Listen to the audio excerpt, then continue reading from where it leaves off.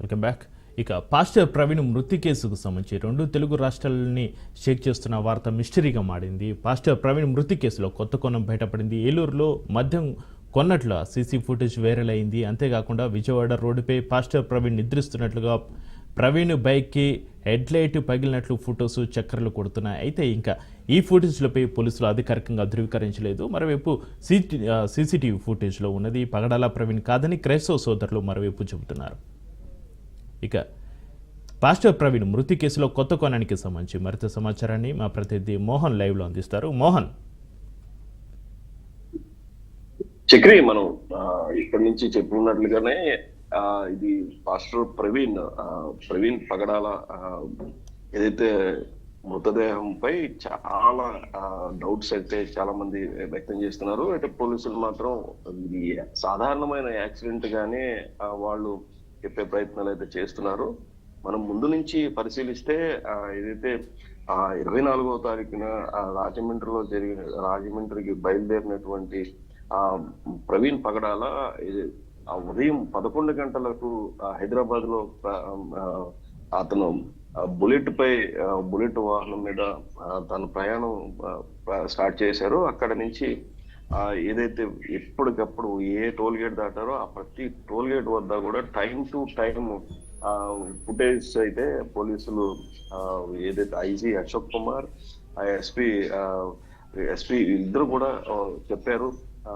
ఈ నేపథ్యంలోనే ఆ టైమ్స్ ని ఎందుకంటే అంతకు ముందు ఒక 3 రోజులు హైదరాబాద్ అయితే కొనసాగింది. ఖచ్చితంగా పోస్ట్ మార్టం రిపోర్ట్ కూడా ప్రాథమికంగా వచ్చినటువంటి పోస్ట్ మార్టాన్ని అనౌన్స్ చేశారు. ఈ రాజమండ్రి ప్రభుత్వ ఆసుపత్రిలో కొంతమంది ఒక గ్రూప్ ని ఒక టీం కింద ఫామ్ చేసి ఆ టీం అందరూ కూడా ఏదైతే ఈ ప్రవీణ్ బంధువులు అలాగే గ్రూప్ ఆఫ్ డాక్టర్స్ ప్రవీణ్ మిత్రుల్లో ఒక డాక్టర్ కూడా ఉన్నారు. వీళ్ళందరూ కూడా ఒక టీం కింద ఏర్పాటు చేసి పోస్ట్ మార్టం చేశారు. దాన్ని కూడా వీడియో ఫుటేజ్ ని తీస్తూ దాన్ని కూడా భద్రపరిచారు.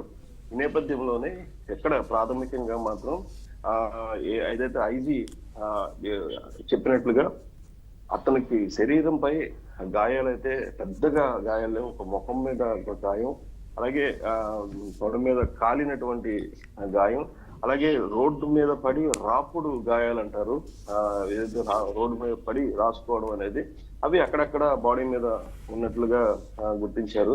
ప్రాథమికంగా మాత్రం ఇది మాత్రమే వచ్చింది పోస్ట్ మార్టం రిపోర్ట్. అయితే ఈ పాస్టర్ ప్రవీణ్ మీద ఉన్నటువంటి దుస్తులు, ఆ సీన్ ఆఫ్ ఎఫెన్స్ లో కలెక్ట్ చేసినటువంటి ఏదైతే ఆ ఇన్సిడెంట్ సాక్ష్యాధారాలు ఉన్నాయో వీటన్నిటిని కూడా ఫోరెన్సిక్ పంపించి తరువుగా విచారణ చేసి దర్యాప్తు చేస్తున్నాం.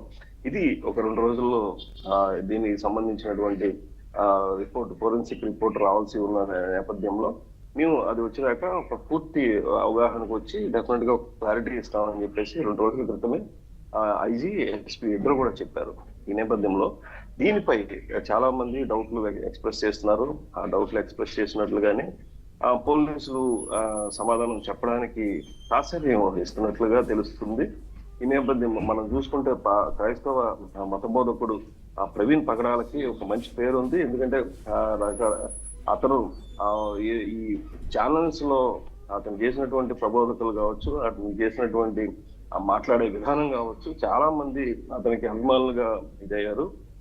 ఏదైతే డిబేట్స్ కూడా చాలా కరెక్ట్ గా చెప్తూ ఉంటారు. అయితే పాస్టర్ ప్రవీణ్ పేరెంట్స్ కూడా ఒకరు ముస్లిం కావడం, ఒకరు తల్లి క్రిస్టియన్ కావడం, తండ్రి ముస్లిం కావడంతో వీళ్ళందరూ కూడా ఈ 2 వర్గాలు కూడా అతనికి సపోర్ట్ చేస్తూ చాలా మంది అభిమానులు ఏర్పడ్డారు. ఇలాగా ఇతనిపై చాలా ఖచ్చితంగా సోషల్ మీడియాలో ఇతను మరణించక ముందు కొంతమంది హెచ్చరించారు. ఇక్కడ రాజమండ్రిలో కూడా ఒక మత బోధకుడు, ఏదైతే హిందూ మత బోధకుడు చేసినటువంటి ఆరోపణలు చేసినటువంటి ఆ కామెంట్స్ ని బేస్ చేసుకొని అతనిపై కూడా కేసు కట్టాలి. చాలా మంది సోషల్ మీడియాలో అతనికి ఎగెనిస్ట్ గా పెట్టినటువంటి ఆ పోస్టులన్నింటిని వాళ్ళందరినీ కూడా కేసులో చేర్చాలి, వాళ్ళందరినీ అరెస్ట్ చేయాలని చెప్పేసి ఏదైతే క్రైస్తవ మత బోధకులందరూ కూడా ముందు నుంచి ఏదైతే ఈ చనిపోయిన వెంటనే ఇవన్నీ కూడా డిమాండ్స్ వ్యక్తపరిచారు. అప్పుడు పోలీసులు చాలా సమన్వయం పరిచి డెఫినెట్ గా ఎవరు కూడా దీన్ని ఇచ్చేయద్దు, ఇది చాలా సెన్సిటివ్ కేసు అని రాజమండ్రి గవర్నమెంట్ హాస్పిటల్ ఆ సరౌండింగ్స్ లో అంతా కూడా 144 సెక్షన్ పెట్టి ఎక్కడా కూడా దీన్ని అవాంఛనీయ సంఘటనలు జరగకుండా కొంత బ్యాలెన్స్ అయితే పాటించారు పోలీసులు. దాన్ని అక్కడ పోలీసులు చర్యలను మెచ్చుకోవాలి ఖచ్చితంగా. ఈ నేపథ్యంలోనే ఇక డౌట్స్ విషయానికి వస్తే మాత్రం పోలీసులు కొంత తాత్సర్యం అయితే ప్రదర్శిస్తున్నారు.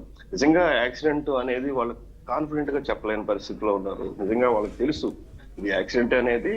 ఆఫ్ ది రికార్డు కొంతమంది పోలీసు అధికారులు కూడా చెబుతున్నారు. బట్ కాకపోతే ఇది కరెక్ట్ గా చెప్పే పరిస్థితి మాత్రం వీళ్ళకి ఎవరికి కూడా చెప్పలేని పరిస్థితిలో ఉన్నారు. ఎందుకంటే ఇది చాలా సెన్సిటివ్ అంశం అనేది పోలీసులకు బాగా తెలుసు. అటువంటి నేపథ్యంలోనే పూర్తిగా ఇదంతా మనం పరిశీలిస్తే గత రాత్రి మాత్రం ఒక సెన్సేషన్ చేసేటటువంటి కొన్ని వీడియోస్ సోషల్ మీడియా వ్యాప్తంగా వైరల్ అవుతున్నాయి. ఏదైతే ఇప్పటి వరకు పాస్టర్ ప్రవీణ్ కి ఏదైతే పాజిటివ్ గా ఉన్నటువంటి ఇవన్నీ ఒక పటాపంచలు చేస్తూ రాత్రి నుంచి మాత్రం అతనికి ఎగెనిస్ట్ గా కామెంట్స్ చేసే వాళ్ళందరికీ కూడా ఇది ఒక బలమైన ఆయుధంగా రాత్రి నుంచి ఇది ప్రచారం చేస్తున్నారు. చాలా మంది కామెంట్స్ కూడా పెడుతున్నారు. ఎందుకంటే అతను ఒక ఫొటోస్ ముందుగా ఫొటోస్ చూసుకుంటే ఫొటోస్ రిలీజ్ అయినాయి. అవి అతను బండి పక్కనే కూర్చొని సేద తీరుతున్నట్లుగా ఉంది. అది సేద తీరుతున్నారు అనేది మనం పాజిటివ్ గా చెప్తే, అయితే అతనికి ఎగెనిస్ట్ గా మాత్రం అతను మద్యం సేవించి అపస్మారక స్థితిలో అక్కడ ఉన్నాడు.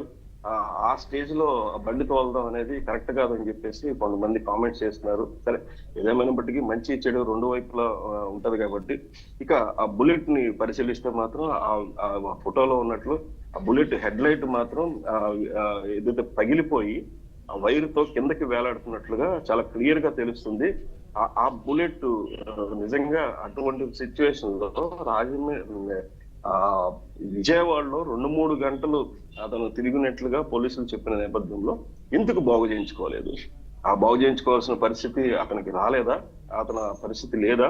అంటే వెంటనే రాజమండ్రి వెళ్ళిపోయి అక్కడ చేయాల్సిన ఇమీడియట్ కార్యక్రమం అంటూ ఏమీ లేదు. అది ఎందుకు అతను నిజంగా అంత తెలివైన వ్యక్తి ఎందుకు బాగు చేయించుకోలేదు? అలాగే కొన్ని కామెంట్స్ అయితే అతను వస్తుంటే దారిలో పోలీసులు కూడా ఖచ్చితంగా అతను ఆపి, నువ్వు హెడ్లైట్ లేదు, ప్రయాణం చేయడం ప్రమాదకరం, నువ్వు వద్దు అని చెప్పేసి హెచ్చరించినట్లుగా కూడా కొన్ని సోషల్ మీడియాలో వైరల్ అవుతున్నారు. ఈ నేపథ్యంలోనే అతను ఎందుకు ఆగి విజయవాడలో 2-3 గంటలు తిరిగిన నేపథ్యంలో వీడియో ఫుటేజ్ బయటకు వస్తే గానీ వీటన్నిటికీ కూడా ఒక సమాధానం రాదు. ఇక వీడియో విషయానికి, సీసీ ఫుటేజ్ విషయానికి వస్తే, సీసీ ఫుటేజ్ లో ఒక మద్యం షాప్ లో అతను మద్యం కొనుగోలు చేస్తున్నట్లు ఉంది. ఎక్కడ కూడా మద్యం సేవించినట్లు వీడియో ఫుటేజ్ ఎక్కడ లేదు. బట్ అందరూ ఎవరికి తోచినట్లుగా వాళ్ళు చెబుతున్నారు. అతను మద్యం కొనుగోలు చేస్తున్నారు. నిజంగా అతను కొనుగోలు చేసి బ్యాగ్ లో పెట్టుకొని వచ్చేసారా, లేకపోతే నిజంగా అక్కడ సేవించారా? సేవిస్తే దారి పొడుగుతో ఎవరు కూడా డ్రంక్ అండ్ డ్రైవ్ టెస్టులు చేయలేదా? చేస్తే ఈ పరిస్థితి వచ్చేది కాదు కదా, అతను నిజంగా ఈ సిచ్యువేషన్ వచ్చేది కాదు కదా అనేసి కొంత పాజిటివ్ వేలో కూడా చెప్పుకోవచ్చు. ఈ నేపథ్యంలోనే నిజంగా ఇప్పుడు ప్రస్తుతం హెల్మెట్ లేనిదేనే చాలా మంది ప్రజలకు సిటీస్ లో చాలా ఫైన్లు వేస్తున్నారు, రకరకాల కేసులు పెడుతున్నారు. అటువంటి ఇది మిడ్ నైట్ మద్యం సేవించి వచ్చేవారిని వదిలేస్తున్నారా అనే చర్చ కూడా సాగుతుంది. ఈ నేపథ్యంలో నిజంగా అతను పర్సనల్ ఇది, ఎందుకంటే చనిపోయిన తర్వాత ఇటువంటి వ్యవహారాలు మాట్లాడడం రాజ్ న్యూస్ కి కానీ ఎవరికి కానీ అది కరెక్ట్ కాదు. బట్ కాకపోతే ఇది చాలా సెన్సేషన్ కేసు కావడంతో చర్చించాల్సిన పరిస్థితి వచ్చింది.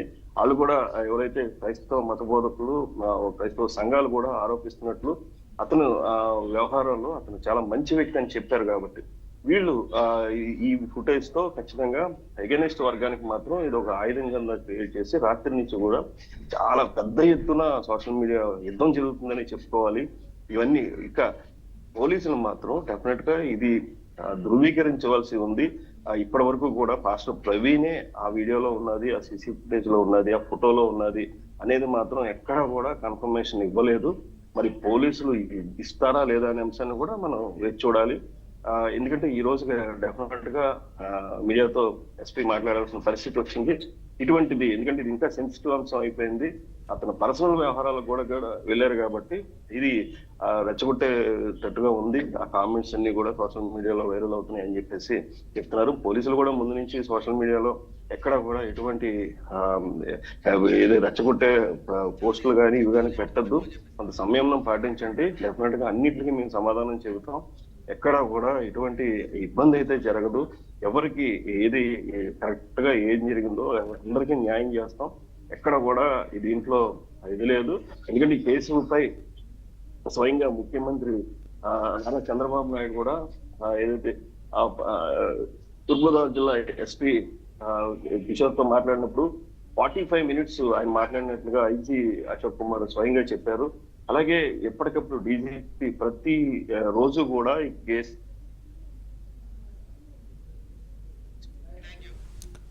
Right thank you Mohan.